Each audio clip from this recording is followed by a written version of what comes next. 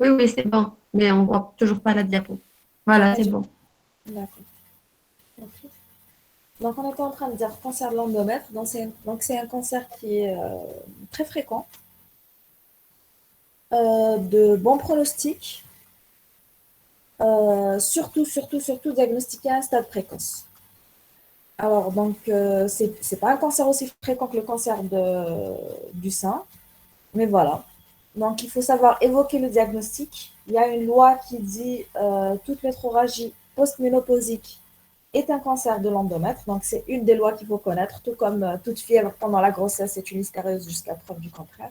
Là, on dit que toute métrorragie post-ménopausique, c'est un cancer de l'endomètre jusqu'à preuve du contraire. C'est-à-dire que il faut toujours bien explorer, aller chercher cette pathologie parce que dès qu'il y a une métrorragie post-ménopausique, il faut y savoir y penser.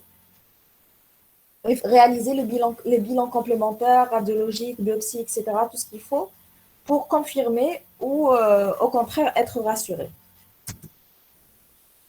Donc voilà, c'est le cinquième des cancers de la femme. Après, vous allez voir que dans les cours, chaque cours les classe différemment. Pourquoi? Parce que donc c'est un classement qui diffère d'un pays à l'autre. Comme je vous ai dit, les pays donc, développés, les pays en voie de développement, ce n'est pas du tout les mêmes cancers qui sont les plus fréquents.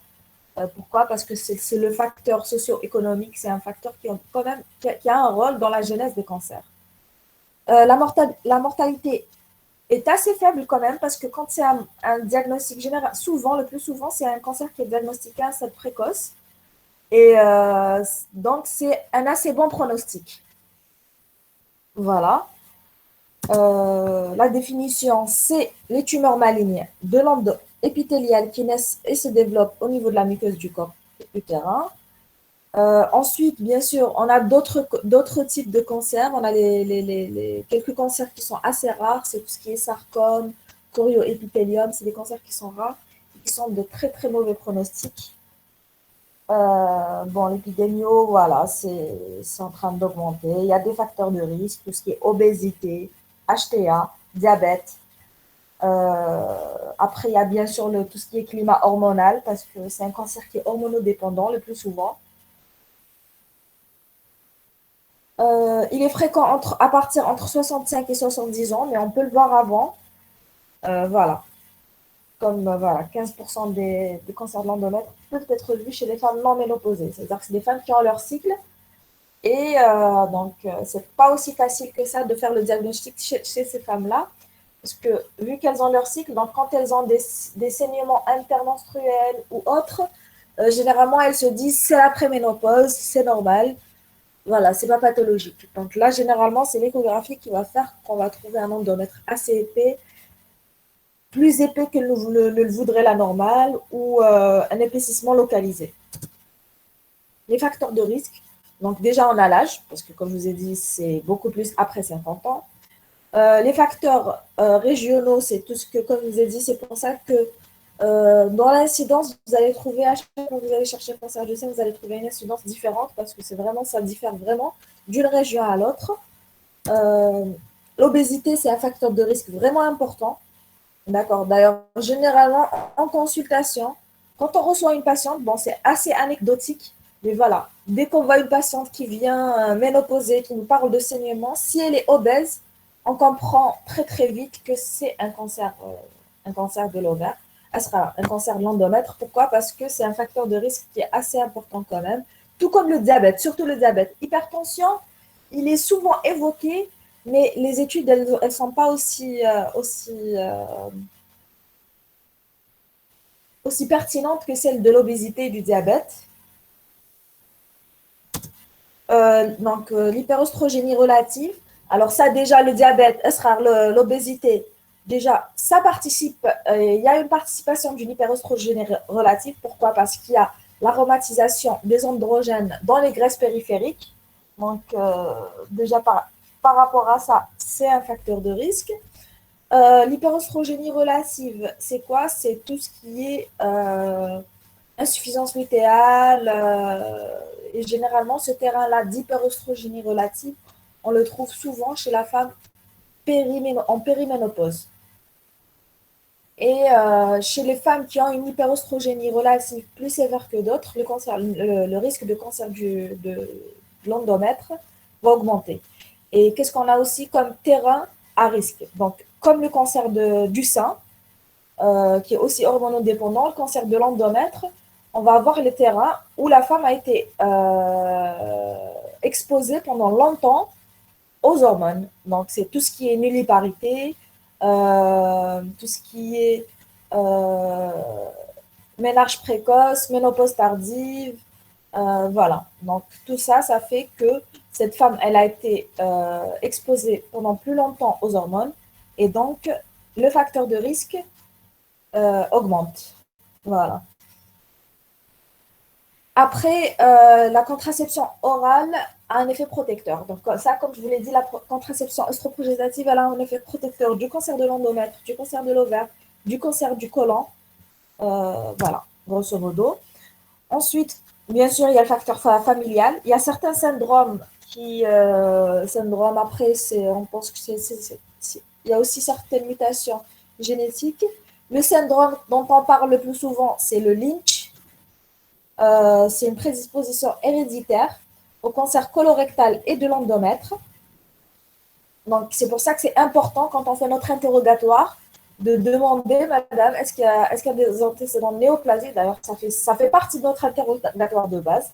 On demande des antécédents médicaux, personnels, des antécédents personnels chirurgicaux, physiologiques, obstétricaux, et à la fin, on demande les antécédents familiaux, médicaux, chirurgicaux, et on demande toujours les antécédents néoplasiques. Alors, madame, est-ce que vous avez un cancer dans votre famille? Si oui, quel était ce cancer? Et là, si on trouve qu'il y a plusieurs antécédents de cancer du côlon, ça va nous orienter vers un cancer de l'endomètre chez cette patiente qui est en train de saigner. Donc là, voilà, il faut bien faire son interrogatoire. Le tamoxifène. Le tamoxifène, c'est quoi? Je vous ai parlé dans le cancer du sein, je vous ai parlé de l'hormonothérapie. Alors, le tamoxifène, c'est un des traitements hormonaux qu'on donne pour la femme après un néo du sein. C'est un anti-œstrogène. Et cet anti-œstrogène sur le sein, il agit comme un anti-œstrogène, mais il a un effet contraire sur les autres organes. Donc, ça veut dire que sur le l'endomètre, il a un effet contraire. Donc, il n'a pas un effet anti-œstrogène. Donc là, on va dire, c'est comme le terrain d'hyperostrogénie. Et là, généralement, il favorise tout ce qui est hypertrophie glandulaire, tout ce qui est cancer de l'endomètre. Donc, ils ont remarqué que les femmes qui prennent du tamoxifène ont plus tendance à faire des cancers de l'endomètre, avec un risque relatif de 2 à 3. Voilà. Ensuite, les hyperplasies adénomateuses. Donc, les hyperplasies adénomateuses, on considère que c'est un état précancéreux, surtout quand il y a des atypies. D'ailleurs, quand il y a des atypies, quand on fait un curetage ou une biopsie, généralement, il faut faire une hystérectomie. Voilà, parce qu'on considère que c'est une lésion précancéreuse. Ensuite, on a tout ce qui est antécédent d'irradiation. Voilà, c'est un facteur de risque difficile à évaluer. Après, c'est logique que dès qu'il y a une irradiation pelvienne, c'est logique que les cancers, le risque de cancer va augmenter. Ça, c'est valable pour toutes les régions. Alors, l'hyperostrogénie, on en a déjà parlé. Donc, comme je vous ai dit, le terrain hormonal de la patiente, il est important. Et c'est à peu près. Alors là, c'est pas la peine d'apprendre tout ce qui est protéines cytoplasmiques, ARN, etc. D'accord. Voilà, alors déjà, il faut savoir donc, pourquoi les terrains d'hyperostrogénie, pas d'hyperprogestéronémie. Pourquoi? Parce que l'œstrogène, il a un rôle prolifératif. Alors là, déjà, quand vous avez fait le cycle, normalement, le cycle menstruel normal, vous allez voir que pendant la première période, c'est plus l'œstrogène qui va jouer, c'est l'œstrogène qui va jouer un rôle. Il a un rôle prolifératif sur l'endomètre. Et ensuite, il y a la progestérone qui va jouer un rôle dans le deuxième phase du cycle. Elle a un rôle donc sécrétoire. Elle va transformer l'endomètre prolifératif en endomètre sécrétoire. Et en même temps, elle a un effet antiprolifératif. D'ailleurs, quand on donne le traitement hormonal substitutif aux patientes ménopausées, si elle n'a, c'est généralement, on donne l'œstrogène et la progestérone. La progestérone, c'est pour protéger. Il a un effet protecteur de l'endomètre. Pourquoi? Parce que si on donne de l'œstrogène seulement, il y a une augmentation du risque de cancer de l'endomètre. Parce que dès lors où il y a de l'œstrogène en quantité plus augmentée, ou un terrain, voilà, où il y a un terrain où il y a une hyperœstrogénie, etc., on a une augmentation parce qu'il a un effet prolifératif. Et dès lors où il y a un effet prolifératif, il peut y avoir un accident et une transformation de ces cellules en cancer. Voilà. D'ailleurs, donc, la progestérone, elle a un effet un petit peu contraire des oestrogènes. Et donc protecteur. Donc, comme je vous ai dit, le traitement hormonal substitutif, si la patiente elle a une hystérectomie, on ne donne pas de progestérone, on donne juste des oestrogènes. Mais quand il y a un utérus, la patiente, elle n'a pas eu d'hystérectomie, on donne l'oestrogène pour traiter la ménopause et tout ce qui est signe climatérique, et on rajoute la progestérone pour protéger l'utérus. Pourquoi? Pour protéger de quoi? Pour protéger du cancer de l'endomètre. Voilà, j'espère que vous avez compris cette notion d'hyperostrogénie et l'importance de ce terrain-là dans le cancer de l'endomètre, dans la genèse du cancer de l'endomètre.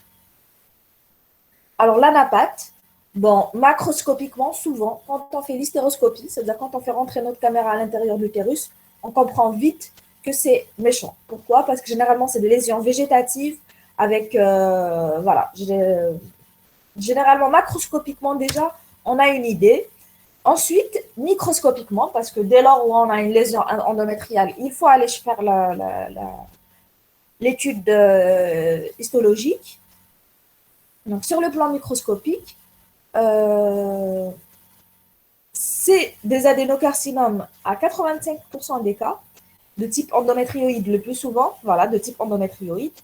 Ils ont de meilleurs pronostics. On a plusieurs grades. On a le grade 1 qui a un très encore meilleur pronostic jusqu'au grade 3, qui est donc une tumeur indifférenciée. On a aussi comme facteur pronostic tout ce qui est envahissement du myomètre, parce que dans la classification de Figo, vous allez voir que ça a une importance. Est-ce qu'il envahit moins de 50% du myomètre, plus de 50% du myomètre? Et l'envahissement ganglionnaire type plus rare, c'est tout ce qui est adénocarcinome,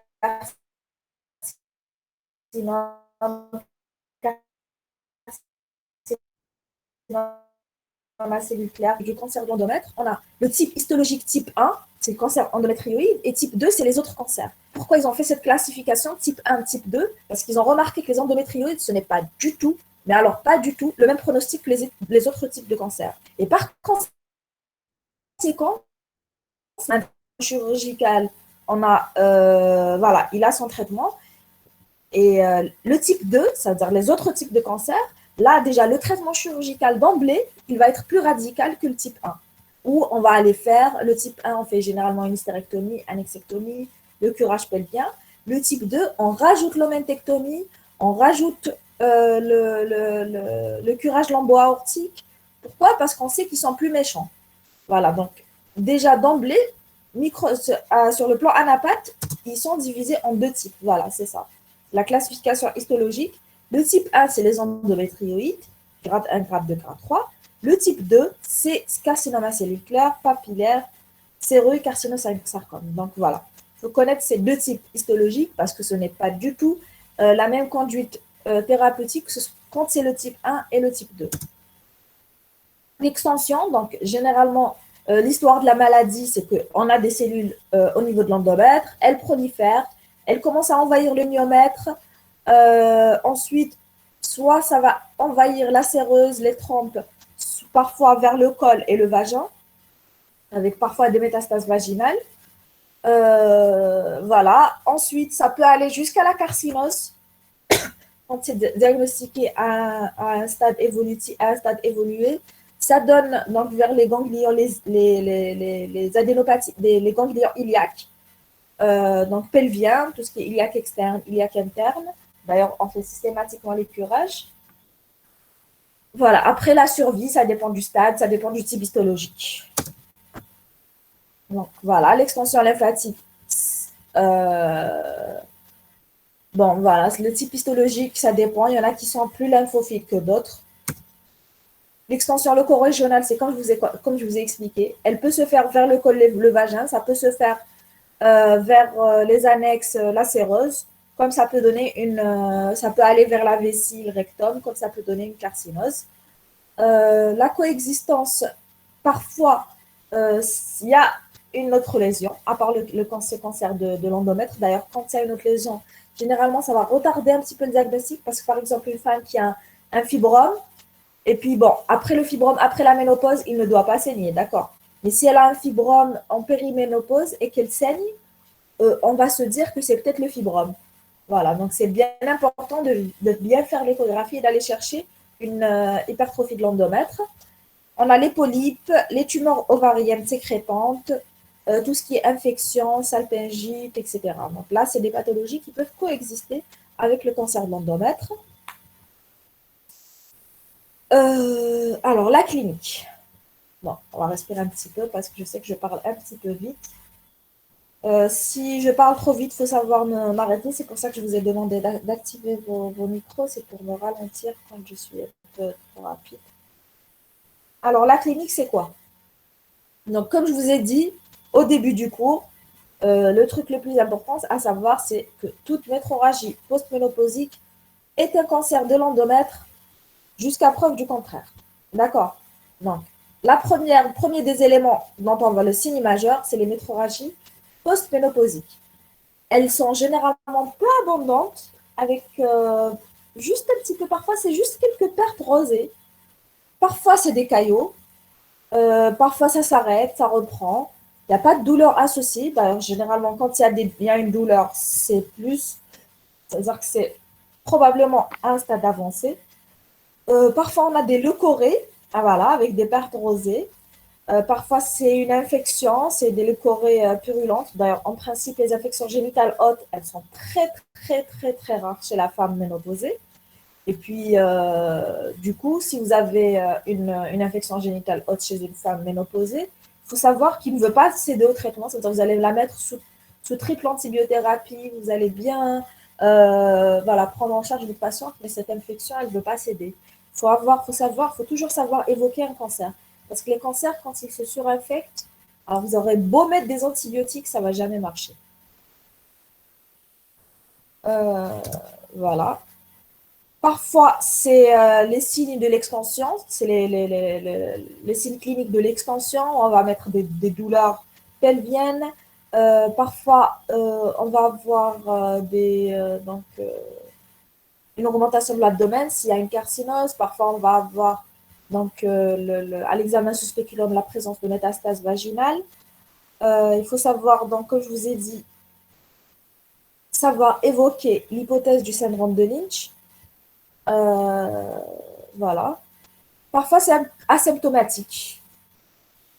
D'ailleurs, quand je vous ai parlé le cours du cancer de l'endomètre, si vous vous rappelez, je vous ai parlé des cellules atypiques glandulaires. Donc, je vous ai expliqué que quand on fait un frottis et quand on a un résultat AGC, c'est atypie glandulaire cellulaire, il faut savoir se dire soit c'est l'endomètre, soit c'est l'endocole qui a desquamé. Donc, quand on a un AGC chez une femme de plus de 45 ans ou qui a des facteurs de risque de cancer de l'endomètre, il faut toujours explorer l'endomètre.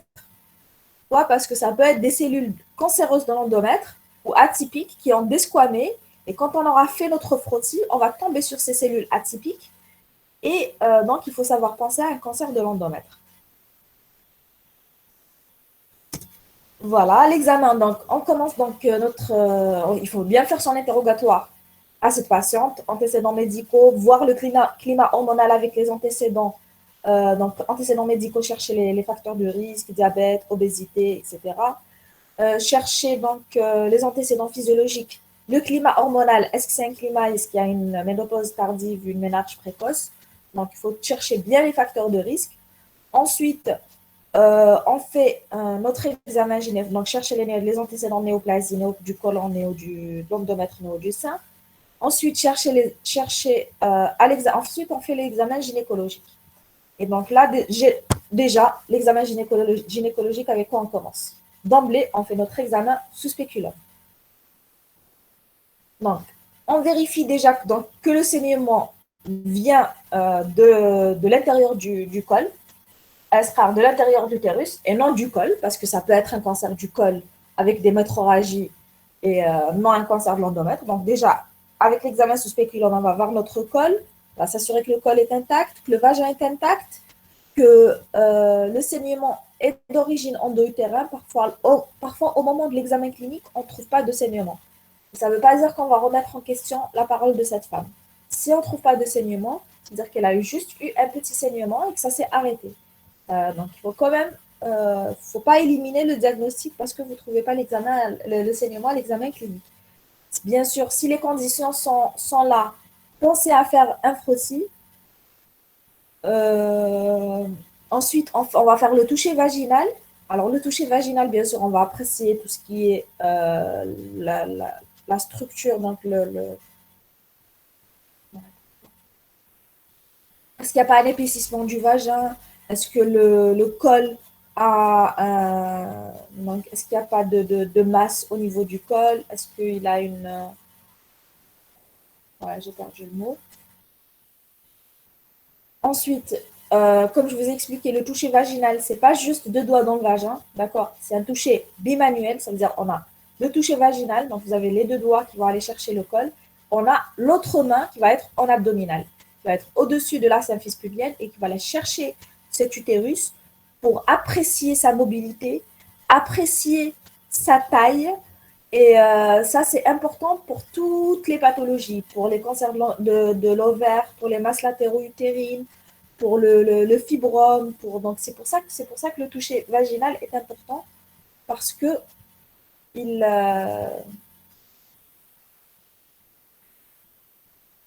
permet de nous donner beaucoup d'informations sur cet utérus ou sur cette masse latéro-utérine, s'il y a une masse latéro-utérine. Alors, parfois, généralement, ce ne sont pas de masse annexée, sauf si c'est un stade métastatique. Ensuite, les signes cliniques physiques sont peu évocateurs. Donc, comme je vous ai dit, s'il y a d'autres signes cliniques, c'est-à-dire que c'est vraiment un néo qui est étendu, qui est vraiment... C'est-à-dire que la patiente, elle a vraiment tardé à consulter parce qu'il y a des patientes qui n'aiment pas consulter, même si elles ont des signes cliniques qui sont alarmants, elles restent dans le déni. Et le fait qu'elles soient dans ce déni-là, ça fait que ce cancer va évoluer, et parfois jusqu'à un stade où ça n'est plus opérable. Les examens complémentaires. Donc, on a le frottis. Pourquoi? Parce que pour s'assurer, est-ce que ce cancer de l'endomètre n'atteint pas le col? Parce que ce n'est plus le même traitement. Quand il y a un envahissement du col, généralement, il faut qu'on prenne les paramètres. Mais quand il n'y a pas d'envahissement du col, on fait une hystérectomie simple. L'échographie vaginale, ça va nous montrer cet épaississement. Ça va nous montrer donc cette image irrégulière intra-utérine et puis le fait qu'on mette le Doppler, ça va nous confirmer la présence de néovaisseaux au niveau de l'endomètre. Ensuite, les prélèvements cytologiques, ils sont plus utilisés. D'accord, ça ce n'est pas la peine de l'oublier. C'est surtout la biopsie de l'endomètre.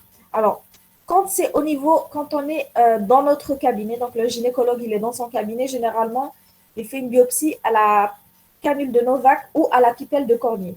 Après, c'est une biopsie qui n'a pas de valeur prédictive négative, parce que c'est une biopsie qui est faite à l'aveugle. C'est-à-dire que si elle revient négative, ça ne veut pas dire qu'il n'y a pas de cancer. Si elle revient positive, ça nous permet de gagner beaucoup de temps et puis de faire économiser de l'argent à cette patiente, etc. Si je fais une biopsie à la pipelle de Cornier à l'aveugle et puis j'ai un résultat histologique qui parle de cancer de l'endomètre, c'est bon. On passe directement vers la thérapeutique. Mais si elle revient négative, là, je continue d'autres examens complémentaires. Et donc là, je passe à l'hystéroscopie. L'hystéroscopie, elle peut être réalisée quand c'est une hystéroscopie diagnostique en ambulatoire, sous anesthésie locale ou même pas. Elle permet donc de voir cette lésion, de préciser l'extension en surface, et puis, quand c'est une hystéroscopie avec biopsie, de faire des biopsies dirigées. Ça veut dire qu'on ne va pas faire des biopsies à l'aveugle. On va mettre notre caméra, on va bien orienter notre place à biopsie, on va aller biopsier là où c'est suspect. Et là, ça nous donne vraiment, ça nous donne le résultat histologique. Parfois, on fait un curetage quand c'est une patiente qui n'a pas les moyens de faire. Donc, malheureusement, c'est des examens qui ne sont pas remboursés chez nous. Donc, les patientes qui n'ont pas les moyens, c'est pas évident. Donc, euh, c'est pas évident de faire une hystéroscopie avec biopsie. Parfois, on fait juste un curetage. Après, le curetage, c'est pas aussi bien que ça parce que ça va être fait à l'aveugle. Et puis, on va pas voir notre lésion. Donc, idéalement, c'est l'hystéroscopie avec biopsie. Ensuite, le résultat, les fragments, ces fragments-là qu'on va enlever, on va les envoyer pour une étude anatomique pathologique. Ça va permettre de faire le diagnostic. Voilà. Donc, en pratique, généralement, on suspecte le cancer. L'hystéroscopie permet de voir les lésions. Après, dès lors où on a confirmé, il faut passer vers le bilan d'extension. Après, l'hystérographie, bon, l'hystérographie, ça n'a plus. Ça n'a ça n'a ça n'a aucune place dans le cancer de l'endomètre. D'accord. Donc, celle-là, vous l'enlevez. Alors, l'IRM, vous allez voir que, alors, dans notre pratique courante, on remarque qu'il y a beaucoup de gens qui donnent des IRM à tort et à travers. Non, l'IRM, si elle ne se fait que quand on a ce diagnostic-là de cancer de l'endomètre. Donc, c'est pas parce qu'il y a un épaississement de l'endomètre que je vais aller l'envoyer faire une IRM, payer la peau des fesses pour une radio qui ne va pas me servir à grand-chose. Quand j'ai le diagnostic du cancer de l'endomètre, là, c'est important. Pourquoi? Parce que ça va nous permettre d'apprécier l'envahissement du myomètre, voir est-ce qu'il y a des adénopathies ou autre. Mais si c'est juste, un endomètre qui est épaissi, on risque de lui faire une IRM, ensuite de réaliser que c'était bénin. Donc, ça ne sert à rien de donner l'IRM avant de confirmer le diagnostic. Donc, ça va nous montrer l'extension, la présence d'adénopathie, et ça va nous classer cette masse selon la classification de Figo. Et puis ça, déjà, ça nous oriente dans notre traitement thérapeutique. La TDM, parfois, elle est proposée quand il y a une contre-indication à l'IRM ou quand on suspecte des localisations secondaires pulmonaires ou autres. C'est rarissime, mais ça existe. Le PET scan, c'est surtout pour les stades avancés, pour localiser les ganglions suspects. Alors, je vous le dis, on ne le donne pas parce qu'il est très cher, il n'est pas remboursé. Il ne nous donne pas tant que ça d'informations, vu que nous, même s'il y a des ganglions qui sont suspects, on fait notre curage de toute façon. Voilà, on fait notre bilan préopératoire, la consultation d'anesthésie qui va aller chercher, voir cette patiente, est-ce qu'il y a des comorbidités, le risque anesthésique, etc. On fait un examen clinique sous AG si on suspecte une extension loco-régionale, c'est-à-dire qu'on va aller apprécier ça, c'est surtout pour les patientes qui ont mal lorsqu'on leur fait le toucher. Parce que si elles ont mal quand on leur fait le toucher, on ne peut pas réellement apprécier, bien faire notre examen clinique. Là, parfois, même pour le col, parfois on fait des examens cliniques sous AG. C'est-à-dire la patiente, elle va être relâchée, ça nous permet de bien apprécier l'extension locale de ce néo. Ensuite, on va classer cette patiente. Alors, la classification. Donc, le stade A1, on a le 1A, c'est limité à l'endomètre, moins de 50% du myomètre. 1B, plus 50% du myomètre. 2, il atteint le col ou le stroma ou le corps. Le 3, il est étendu au-delà de l'utérus, ça veut dire tout ce qui est séreuse, annexe, métastase vaginale, paramètres, ensuite les ganglions, pelvien ou l'embout aortique. Ensuite, le stade 4, c'est tout ce qui est un envahissement. Donc, A, c'est la vessie ou le rectum. B, c'est tout ce qui est ganglions inguinaux ou autres. Ensuite, l'évolution. Le plus souvent, c'est une évolution lente. Donc, généralement, on fait le diagnostic à un bon stade. Donc, ça va nous faire que ça va être un bon pronostic. Parfois, on a une anémie qui est due à la répétition des hémorragies. Donc, il faut savoir traiter l'anémie avant le geste chirurgical. Parfois, on a une infection qui insiste. Donc là, je vous ai dit, il faut toujours penser, dès que vous avez une infection génitale, une endométrite qui ne veut pas céder, il faut penser au cancer de l'endomètre. Ensuite, voilà, l'histoire de la maladie, je vous l'ai expliqué tout à l'heure, c'est cellules cancéreuses, envahissement myomètre, etc. Donc ça, c'est l'histoire de la maladie. Les formes cliniques, parfois, on a ce qu'on appelle un polype satellite. On va avoir une hyperplasie de l'endomètre et un petit polype cervical. Et on va à tort se dire que le saignement est dû au polype. Donc, c'est pour ça que les polypes, il faut systématiquement les enlever. On fait ce qu'on appelle le bistournage. C'est un truc qui est très, très rapide. Voilà, généralement, on prend le polype avec une pince et puis on tourne la pince jusqu'à ce que le polype s'enlève. Et puis, si on voit que le saignement continue, s'il y a un saignement qui ne veut pas arrêter, là, ça va éveiller notre curiosité. On va aller chercher autre chose. Donc, l'infection, je vous en ai déjà parlé. Voilà.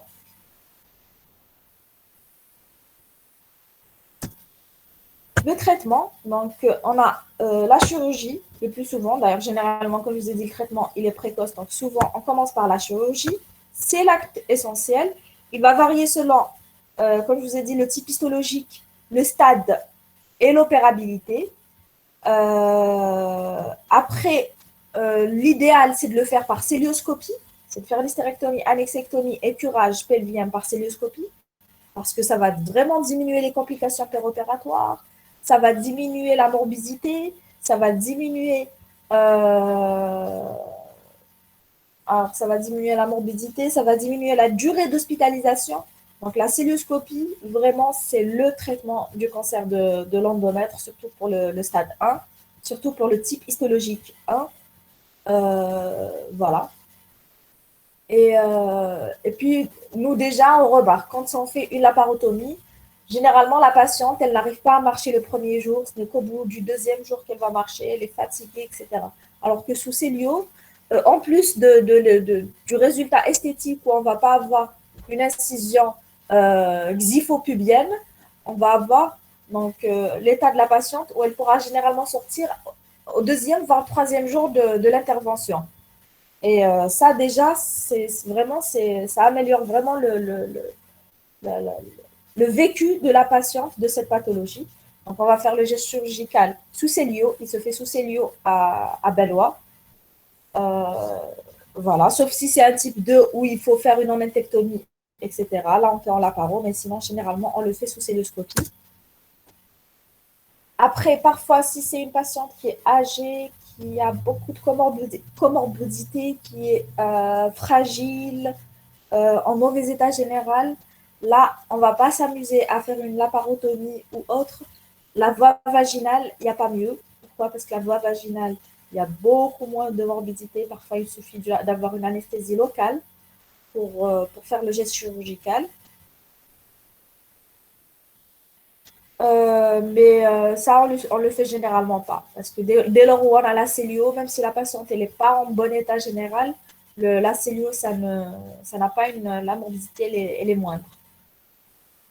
Le curage, voilà, le curage, généralement, il est fait par voie célioscopique, même si l'hystérectomie est faite par voie vaginale. Donc, le deuxième traitement, c'est la radiothérapie. C'est tout ce qui est curithérapie, radiothérapie pelvienne. Parfois, on fait une chimiothérapie concomitante à la radiothérapie pour sensibiliser. Mais le traitement principal, c'est curithérapie, radiothérapie. Elle diminue la fréquence des récidives. Et généralement, elle est faite en cas de mauvais pronostic. Voilà. La chimiothérapie, rarement utilisée. Sauf pour les types vraiment rares. Il y a certains types histologiques, les types 2, qui sont assez rares. Parfois, comme je vous ai dit, ce n'est pas le même traitement. Elle est réservée au stade avancé, aux récidives, au cancer de mauvais pronostic. Ensuite, bien sûr, la décision, elle se fait en RCP en principe. C'est-à-dire que chaque patiente est un cas. Chaque patiente va peut-être nécessiter un traitement différent d'une autre. Donc, il faut savoir discuter ces patientes pour prendre la meilleure décision pour elles. Les schémas, c'est généralement cisplatine, doxorubicine, cyclophosphamide ou cisplatine, paclitaxel. Alors là, c'est pas la peine d'apprendre tout ça. D'accord, je ne vais pas vous poser ce genre de questions. Ensuite, le taux de réponse complète mais temporaire et de 30%, voilà. Parce que généralement, la chimiothérapie, soit on l'a fait pour les stades précoces avec des signes de gravité, c'est-à-dire avec des emboles, avec un type histologique qui n'est pas très bon pronostic, soit on l'a fait pour les stades vraiment avancés, ça veut dire que ça va plus être du palliatif qu'autre chose. L'hormonothérapie. Alors, l'hormonothérapie, on a les progestatifs à forte dose qu'on peut donner en traitement généralement pour les métastases. Après, il y a des essais, il y a encore des essais, c'est-à-dire qu'ils sont encore en train d'étudier les effets de l'hormonothérapie sur le cancer de l'endomètre. Le pronostic, c'est souvent généralement une association radiochirurgicale. Généralement, il est bon, parce que comme je vous ai expliqué, généralement, le diagnostic, il se fait assez tôt. Les facteurs pronostiques, on en a parlé, c'est l'âge avec les antécédents pathologiques. Bien sûr, c'est une patiente obèse, hypertendue, diabétique. Vous imaginez bien que son pronostic ne va pas être aussi bon qu'une patiente qui est mince, qui n'a pas d'antécédents. L'opérabilité, le stade, le type histologique, l'extension ganglionnaire, l'extension locale. Donc, tout ça, c'est des facteurs qui vont donc changer le pronostic de cette patiente. Et voilà.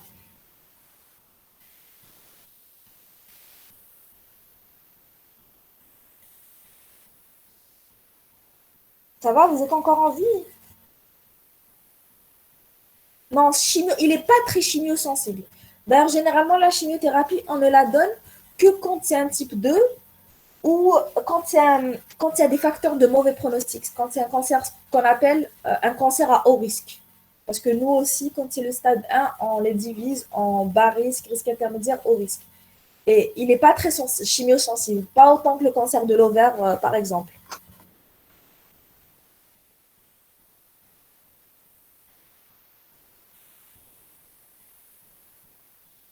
Ah oui, c'est vrai, on n'en a pas parlé. Alors, la surveillance, généralement, c'est tous les 3 mois, pendant 2 ans, puis tous les. En fait, c'est à peu près la même surveillance pour tous. En principe, c'est tous les 6 mois, mais nous, on a tendance à surveiller un petit peu de plus près pour dépister de manière précoce les récidives. Après, la surveillance, c'est juste un examen clinique et un interrogatoire. Il n'y a pas d'examen radiologique à faire systématiquement. Après, bien sûr, si notre examen clinique nous oriente vers quelque chose, c'est-à-dire que s'il nous parle de saignement, bien sûr, l'examen clinique, c'est quoi? C'est l'examen sous spéculum. On va bien apprécier notre vagin, notre collerette vaginale, parce qu'il n'y a plus de col. Elle a eu sa chirurgie. On va voir, est-ce qu'il n'y a pas des métastases vaginales? Est-ce qu'il n'y a pas une récidive sur la collerette vaginale? On va faire l'autre toucher. Est-ce que c'est souple? Après, bien sûr, notre échographie, est-ce qu'il n'y a pas une récidive? Et puis, bien sûr, si la patiente nous parle de douleur, de saignement, on n'hésite pas à demander un scanner. Non, il n'y a pas de marqueur biologique. Sauf si, alors, il y a quand c'est une carcinose, ça veut dire quand c'est un cancer de l'endomètre avec extension vraiment locale, vraiment élargie, avec une carcinose, parfois, on demande le CA125. Alors, les examens complémentaires. Non, ce n'est pas l'examen de référence, l'IRM. L'IRM, je vous ai dit, on la donne après le diagnostic. Après, elle est systématique. L'IRM pelvienne, abdominopelvienne, elle est systématique. Mais elle ne fait pas le diagnostic. Le diagnostic, c'est l'histologie qui nous fait le diagnostic. Parce qu'on a beaucoup d'images endométriales et sans histologie, l'IRM, on ne pourra jamais faire le diagnostic de cancer sans histologie. Ce n'est pas possible.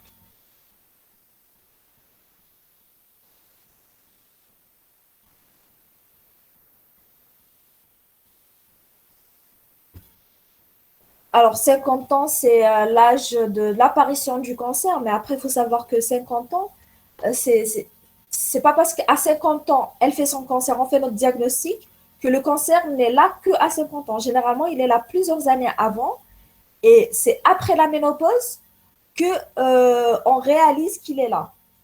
Parce que souvent, parfois, c'est des petites hyperplasies où la femme, elle a fait des hyperplasies, où il y a des atypies, mais qu'on ne le sait pas, parce que pour nous, même si elle saigne, c'est la périménopause, parce que généralement, la périménopause, la majorité des femmes vont avoir des saignements irréguliers, la majorité des femmes vont avoir des spottings, etc. Donc, pourquoi après la ménopause? Parce qu'après la ménopause, la symptomatologie, elle est tellement évocatrice que le diagnostic, il est rapidement fait.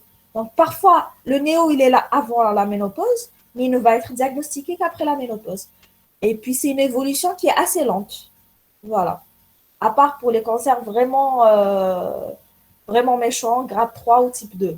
Mais généralement, c'est une évolution assez lente. Donc, c'est pour ça que le diagnostic, il est fait après la ménopause. Parce qu'après la ménopause, la symptomatologie, elle est beaucoup plus évocatrice qu'avant. Donc, il y a plusieurs cancers qui, en fait, étaient là avant, mais on n'a pas fait le diagnostic. On s'est dit que c'était fonctionnel. Et après, c'est clairement pas possible de faire des curetages et des biopsies à toutes les femmes qui vont faire des saignements en périménopause. C'est impossible parce que la majorité des femmes vont faire des cycles irréguliers en périménopause.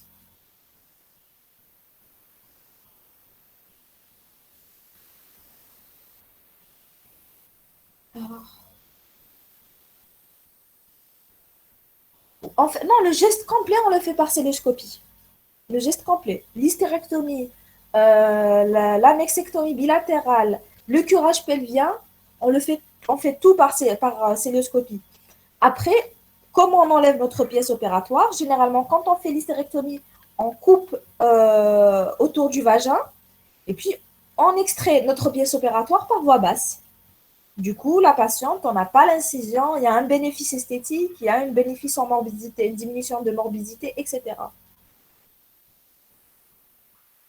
Non, non, non, le fibrome. Le terrain d'hyperostrogénie, oui, mais la présence de fibrome, non. Ça ne fait pas du tout partie des facteurs de risque.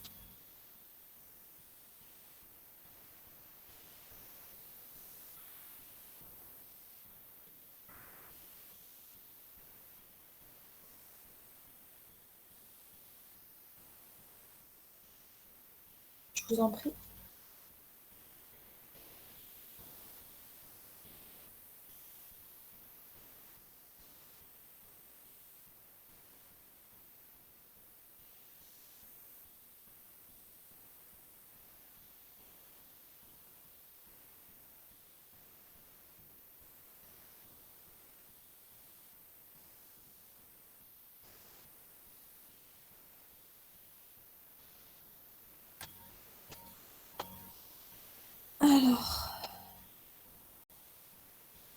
Tamoxifène.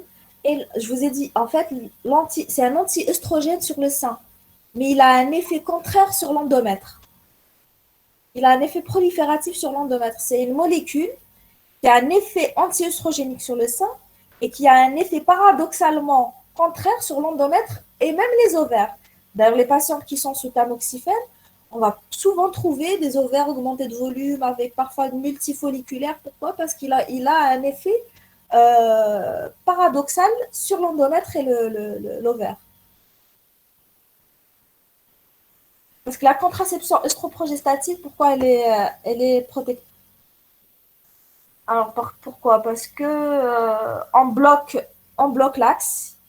Et puis, c'est pas la même molécule que les hormones qui vont être sécrétées. C'est pas le même dosage. Donc, si c'est une patiente qui, habituellement, dans son cycle normal, il y a une hyperostrogénie, quand on va donner une contraception œstroprogestative, en fait, c'est pas du tout les mêmes dosages quand c'est naturel et quand c'est une contraception. Pas du tout. Donc, quand c'est une patiente qui a tendance à faire de l'hyperostrogénie, quand on lui donne une contraception, ça va bloquer ses ovaires.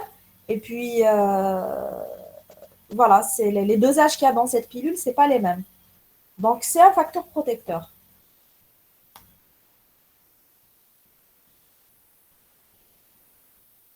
Comme je vous ai expliqué, généralement, c'est des patientes qui ont un terrain d'hyperostrogénie. Et la contraception œstroprogestative, elle va permettre de diminuer cette hyperostrogénie. Pourquoi? Parce qu'il y a cette progestérone-là qui est ajoutée en dose, en bonne dose, etc. Donc, cette progestérone-là va permettre de protéger et donc de contrer l'effet des œstrogènes. Donc, même si habituellement, cette patiente, avec ses ovaires, elle est en hyperostrogénie sans qu'on s'en rende compte, le fait qu'elle prenne sa contraception œstroprogestative, ben, on aura traité cette hyperestrogénie et ça va diminuer le risque de cancer de l'endomètre. Le frottis, on le fait systématiquement parce que généralement, il y a une invasion du col qui est microscopique et ça nous permet, donc le fait de faire un frottis, de faire notre examen sous spéculum, et le geste chirurgical, il va complètement changer. Donc oui, on le fait systématiquement. Alors, il n'y a pas de contraception par oestrogène, hein, ça n'existe pas. Il y a une contraception par progestérone seulement, mais il n'existe pas de contraception par oestrogène. Pas possible de donner. Si on donne à une femme des œstrogènes seuls avec un utérus, on va induire nous-mêmes ce cancer de l'endomètre. Parce que même en post-ménopause, le traitement des signes climatériques, etc., c'est les œstrogènes. Mais on rajoute toujours de la progestérone. Pourquoi? Pour protéger notre utérus. Alors, du fasting, c'est parce que les irrégularités du cycle, généralement, c'est dû à des cycles anovulatoires, souvent donc, à une insuffisance lutéale. Qui dit insuffisance lutéale dit insuffisance en progestérone. Le dufascan, c'est de la progestérone. Donc, dès lors où on rajoute de la progestérone, donc on va aller traiter cette insuffisance lutéale et donc améliorer, donc avoir des cycles corrects.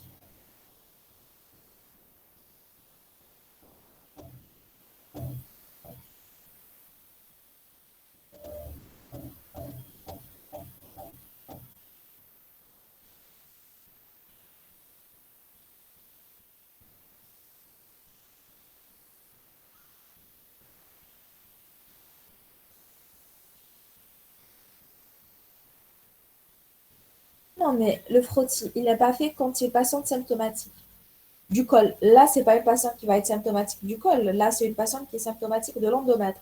Et notre frottis, c'est pour dépister des lésions cytologiques, cytopathologiques du col. Donc, c'est pas un frottis de dépistage, parce que voilà, c'est pas dans une population, etc. Mais c'est un frottis pour évaluer est-ce qu'il y a une infiltration cytologique, est-ce qu'il y a des cellules atypiques et malpighiennes. Et ça, pourquoi on le fait? Parce que souvent, notre IRM, elle n'est pas assez, elle n'est pas assez, comment on dit, performante. Elle n'est pas assez performante. Parce que parfois, on a des IRM qui nous parlent de zéro adénopathie, on trouve une adénopathie de 4 cm. Donc voilà, l'examen le col pour évaluer est-ce qu'il y a une infiltration de cellulaire, est-ce qu'il y a, voilà, parfois à l'examen clinique, quand c'est vraiment cellulaire microscopique, on ne le voit pas à l'examen clinique, donc on va avoir un col normal. Et puis quand on fait notre frottis, on va trouver des cellules atypiques.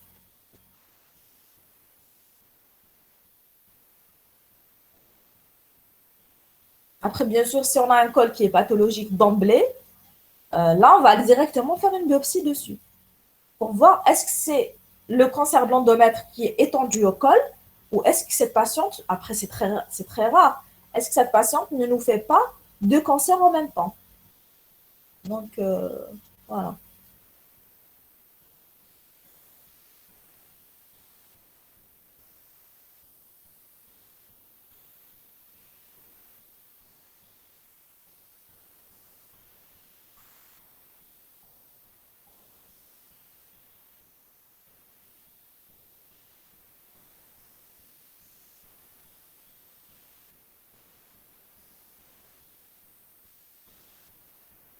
Non, non, non, non, non, non, non. Je n'ai que la colposcopie à métrorragie. Colposcopie, c'est quand on a un col pathologique. C'est pas quand on a des métrorragies. Colposcopie, c'est quand on a un col pathologique. Métrorragie, pourquoi je vais faire une colposcopie pour des métrorragies d'origine utérine? Ça sert à rien du tout. Alors, la contraception oestroprogestative, il y en a qui considèrent que c'est encore un facteur de risque, d'autres non. Donc, nous, on ne considère pas que c'est un facteur de risque, on considère que c'est un facteur, on va dire, aggravant, accélérant l'évolution du cancer du sein. Donc, non, ce n'est pas considéré comme un facteur de risque.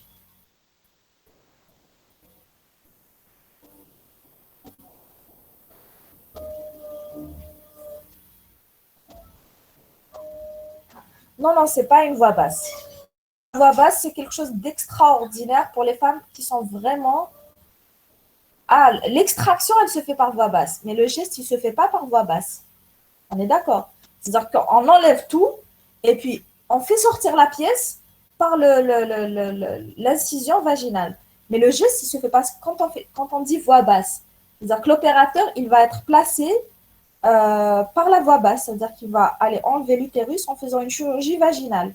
Non, le cancer de l'endomètre, ce n'est pas une chirurgie vaginale. C'est une chirurgie celluloscopique. Ça veut dire qu'il va enlever l'utérus, faire le curage, le tout par celluloscopique. Ensuite, l'extraction de la pièce, ça va se faire via l'orifice qui va être fait sur le vagin. Mais ce n'est pas une voie basse, ce n'est pas une chirurgie par voie basse. Ensuite, radiothérapie, pas systématique, chimiothérapie, pas systématique. C'est selon les stades. C'est selon les stades. Mais le plus souvent, la radiothérapie, elle est quasi systématique. Mais elle n'est pas systématique à 100%. C'est selon les stades. Par exemple, un carcinome endométrioïde intramuqueux, c'est-à-dire qui est vraiment localisé, qui n'infiltre même pas le myomètre, avec qui est tout qui est normal, on peut faire une chirurgie, et puis quand on l'envoie en radiothérapie, ils vont la récuser, ils vont lui dire, madame, vous n'en avez pas besoin. Mais ça, c'est très rare de faire ce diagnostic à ce stade-là. Le plus souvent, elles ont besoin de radiothérapie.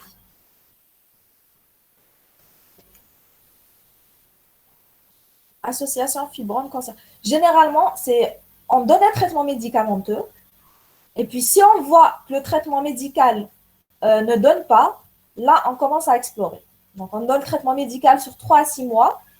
Et puis, si le traitement médical ne donne pas, là, on commence à explorer. On fait notre hystéroscopie diagnostique et voire biopsie. Mais on ne passe pas directement à la chirurgie. On tente souvent un traitement médical.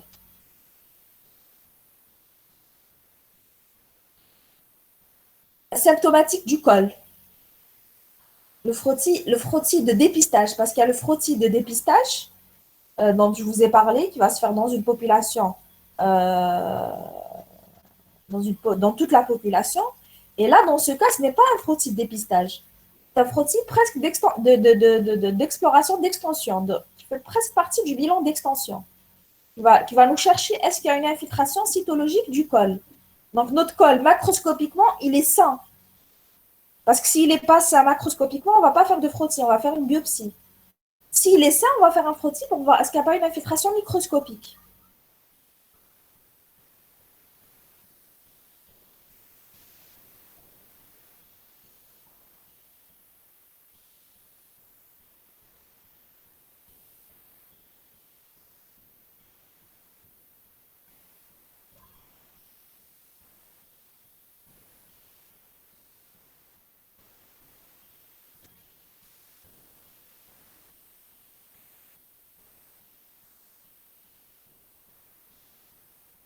Euh, Ça dépend, mais généralement, c'est les deux.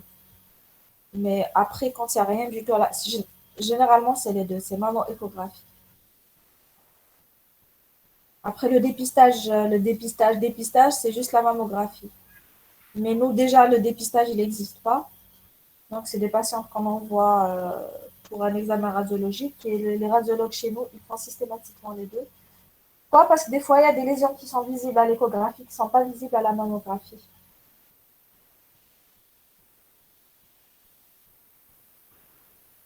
Bah, en principe, oui. Après, ce n'est pas un schéma qui est fait par nous. C'est eux qui le font, le schéma. Peut-être que professeur Straoui vous aurait mieux répondu que moi. Mais réellement, les protocoles radiothérapie, chimiothérapie, ce n'est pas nous qui le faisons. Donc, je ne saurais répondre à cette question. Oui, la grossesse est un facteur protecteur. En fait, c'est comme le cancer du sein. Pourquoi? Parce que la grossesse, ça va bloquer, voilà. Quand c'est une patiente qui est nullipare, c'est un facteur de risque. Quand c'est une patiente qui est multipare, c'est un facteur protecteur.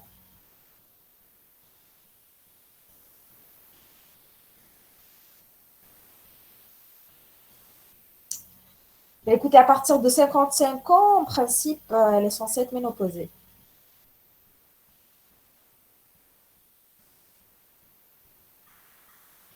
En principe, généralement, la ménopause, elle se fait entre 45, 50, 52, mais à partir de 55 ans,